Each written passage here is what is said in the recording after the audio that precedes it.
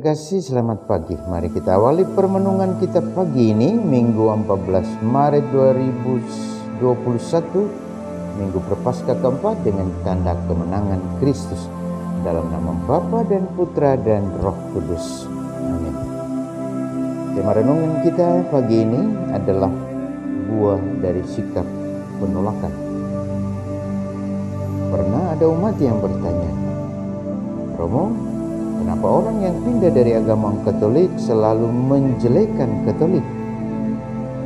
Saya menjawab bukan untuk menjelaskan kenapa mereka menjelekan agama Katolik, tetapi saya menempatkan kekatolikan sebagai sebuah pilihan dan keterpilihan. Artinya saya menyadarkan umat itu bahwa menjadi Katolik bukan karena saya mau, tetapi karena saya dipilih. Tuhan sendiri memilih saya untuk menjadi anaknya. Maka apapun yang dikatakan orang mestinya tidak akan membuat saya gemetar dan emosional, karena Bapakku telah memilih saya dengan segala kelemahan saya untuk menjadi anaknya. Jika saya dipilih, adakah kekuatan dalam diri saya untuk meninggalkan Dia? Dalam kitab kedua Tawarik hari ini kita mendengar bahwa bangsa Israel dalam kepemimpinan Raja Sedekia hidup dengan sikap arogan kepada Tuhan. Mereka menajiskan rumah Tuhan dan mengolok-olok para nabi, utusan Tuhan. Menajiskan rumah Tuhan artinya menjadikan rumah Tuhan sebagai sarana penistaan terhadap kuasa Tuhan, penistaan terhadap kebenaran yang diwartakan, dan pembelokan ajaran yang benar demi sebuah nama dan ketenaran. Dan semua bentuk penajisan itu mengusik kita semua. Lalu kita bertanya, benarkah Tuhan yang saya imani? Rasul Yohanes dalam Injilnya hari ini menjawab kita. Katanya, karena begitu besar kasih Allah akan dunia ini, sehingga Ia telah mengaruniakan anaknya yang tunggal, supaya setiap orang yang percaya kepadanya tidak binasa, melainkan beroleh hidup yang kekal.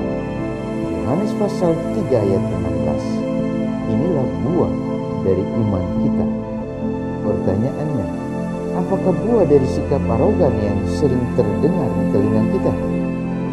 Tawarik menjawab kita bahwa mereka akan dibuang dan akan dijadikan budak. 2 Tawarik pasal 36 ayat 20. Lebih tegas lagi, Rasul Yohanes mengatakan bahwa barang siapa tidak percaya kepada Yesus berada di bawah hukuman, dan hukumannya adalah hidup dalam kegelapan. Yohanes pasal 3 ayat 18-19. Artinya hidup tanpa tujuan akhir. Karena itu, jika kita sudah dibebaskan dari hukuman, mengapa harus menjadi terhukum? Kita bercermin pada Sang Sabda yang mengatakan, barang siapa percaya kepada Anak Allah, dia tidak akan dihukum. Tetapi barang siapa tidak percaya, ia telah berada di bawah hukuman. Yohanes pasal 3 ayat 18. Saudaraku terkasih, janganlah lemah imanmu karena dihina, sebab pada Kristus ada jaminan yang tak terbantahkan. Salam Cor Novum, hati baru. Marilah kita berdoa.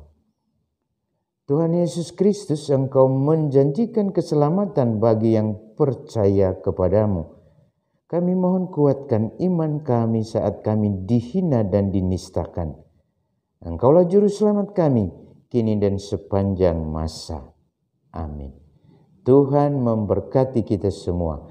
Dalam nama Bapa dan Putra dan Roh Kudus. Amin.